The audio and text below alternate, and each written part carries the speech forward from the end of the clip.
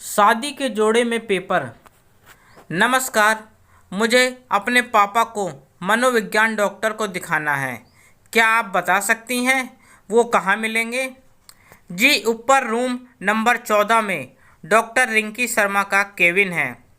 वो इस शहर की सबसे टॉप मनोवैज्ञानिक की डॉक्टर हैं, तो आप वहाँ चले जाइए। मिलीन ने हॉस्पिटल के रिसेप्शन पर बैठी एक महिला से पूछा, तो उन्होंने ऊपर की तरफ इशारा करते हुए कहा। रिंकी शर्मा नाम सुनकर उसके जहन में कॉलेज की रिंकी का चेहरा उभर आया। फिर अपने विचारों को विराम दे वो अपने पापा का हाथ पकड़कर सीढ़ियों से ऊपर पहुंच गया।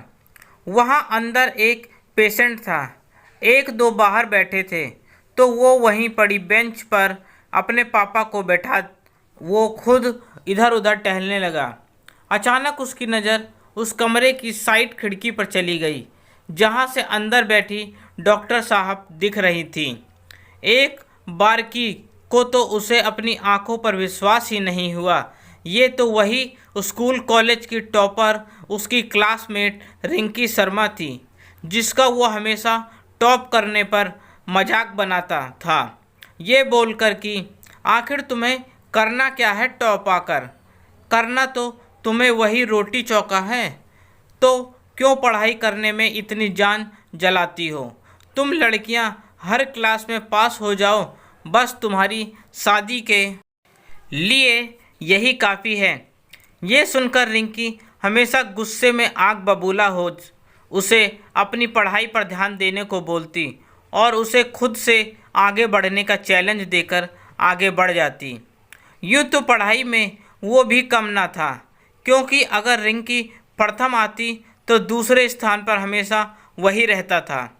वो हर बार कोशिश करता कि इस बार तो रिंकी से आगे आऊँगा, पर पता नहीं क्या कमी रह जाती उसकी तैयारी में कि वो एक पायदान पीछे रह ही जाता। ऐसा ही मजाक उसने कॉलेज के फाइनल एग्ज़ाम के पहले उड़ाया था। उसका जब उसे पता चला था कि रिंकी की शादी तय हो गई है और जिस दिन उसकी विदाई है उसी दिन हमारा लास्ट पेपर भी है। उस दिन रिंकी अपना प्रवेश पत्र लेने आई थी। उस दिन सभी लड़के लड़कियां उसे देख खुसर फुसर कर रहे थे, इसलिए उसे देखकर लग रहा था कि वो खुद को असहज महसूस कर रही है। पर उसकी भावनाओं की चिंता ना करते हुए मिलीन एक कुटिल मुस्कान के साथ रिंकी पर दोष जमाते हुए बोला था कि रिंकी, क्या सलाह दूं? अब तो तुम ये किताबों को छोड़कर गोल रोटी बनाना सीख लो। शादी के बाद आखिर तुम्हें करना तो वही है, क्यों ज़्यादा नंबर लाकर पहले स्थान पर आना? इससे अच्छा तो नंबर 1 बहू बनने की तैयारी कर लो। वैसे भी तुम्हारा तो एग्ज़ाम भी अधूरा रहने वाला है। हम लोग यहाँ पेपर दे रहे होंगे और मैडम रोते हुए गाना गा रही होंगी, मैं तो छोड़ चली बाबुल का देश, पिया का घर प्यारा लगे। मिलीन की ये बातें सुनकर वहाँ खड़े सभी छात्र छात्राएं उठाकर हंस पड़े और रिंकी अपनी आंखों में आंसू लिए वहाँ से भाग खड़ी हुई। उसके बाद रिंकी ने पूरी शिद्दत से पेपर दिए और मिलीन ने उतनी ही शिद्दत से उसे हर पेपर के बाद एग्ज़ाम छोड़ भाग जाने की सलाह दी थी। आखिर में वो दिन भी आ गया जिस दिन रिंकी की विदाई और हमारा लास्ट पेपर था।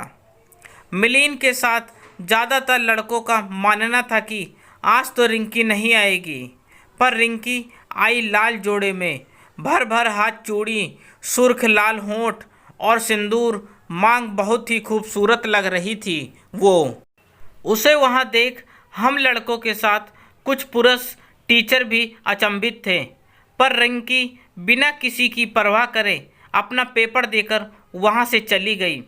उसके बाद किसी ने उसे नहीं देखा, सिर्फ रिजल्ट लिस्ट में उसका नाम देखा था। उसमें उसने एक बार फिर से कॉलेज टॉप किया था। उसके बाद मिलन भी नौकरी करने लगा और पुराने दोस्त, पुरानी बातें सब पीछे छूट गईं।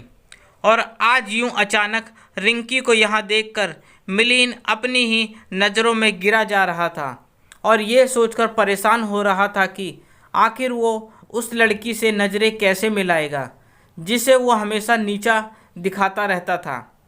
तभी उसके पापा का नंबर आ गया और उसे मजबूरी में अंदर जाना ही पड़ा। मिलिंद को देखते ही रिंकी भी उसे पहचान गई। उसके पापा से कुछ सवाल करके वो उन्हें बाहर भेज मिलिंद को उनकी दिनचर्या, दवाई और एक्सरसाइज के बारे में बता रही थी। तो मिलिंद ने बहुत हिम्मत करके रिंकी से कहा, डॉक्टर रिंकी, मैं अपनी पिछली बातों के लिए आपसे माफ़ी चाहता हूँ। उस समय पता नहीं क्यों लड़कियों का आगे बढ़ना मुझे अच्छा नहीं लगता था, पर आज जब खुद एक बच्ची का पिता हूँ तो बार बार तुम्हारे साथ किया हुआ व्यवहार मुझे बहुत दुख पहुँचाता है। घिन आती है मुझे अपनी सोच पर। उसकी बात सुनकर रिंकी मुस्कुराते हुए बोली, माफ़ी नहीं, मुझे तो आपको धन्यवाद बोलना था। अगर तुम मुझे उस समय बात बात पर ताना ना मारते तो शायद मैं शादी करके वही सीधी सादी सी जिंदगी जी रही होती। पर तुम्हारी बातों ने मेरे अंदर वो जिद पैदा की मैं उस दिन विदाई से पहले अपने पिता और पति को मना करके पेपर देने आई। उसके बाद मैंने अपने पति को भी सीधे शब्दों में बता दिया कि मैं डॉक्टर बनना चाहती हूँ और आज तुम्हारी उस ना भूलने वाली सलाह की वजह से मैं यहाँ हूँ और सभी को अच्छी ज़िंदगी जीने की सलाह देती हूँ। तुम्हारे जैसे लोग अब मुझसे सलाह लेने के लिए पैसे भी देते हैं और सम्मान भी। तो उसके बदले मैं तुम्हें अपने घर चाय पर बुला रही हूँ। ये रहा मेरा कार्ड, ज़रूर आना। टॉप की डॉक्टर के हाथ से बनी टॉप की चाय पीने। रिंकी की बात सुनकर मिलिंद के चेहरे पर मुस्कान तैर गई और आने की हामी भर दी। आज मिलिंद के मन से बोझ उतरने के साथ साथ उसकी ये सोच भी बदल गई थी कि टॉप आने वाली लड़कियां सिर्फ रोटी बनाती हैं। दोस्तों, आजकल तो लड़कियां बहुत आगे बढ़ने लगी हैं, फिर भी ज़्यादातर लड़कियां मिलिंद जैसे लड़कों की सोच की वजह से टॉपर होकर भी सिर्फ चूल्हे चौके तक ही सिमट कर रह जाती हैं। पर अब समय है बदलने का और कोशिश करने का कि 10 में से 2 नहीं बल्कि 8 लड़कियां अपने पैरों पर खड़ी हों। अगर आप मेरी इस बात से सहमत हो तो कमेंट करके ज़रूर बताइएगा।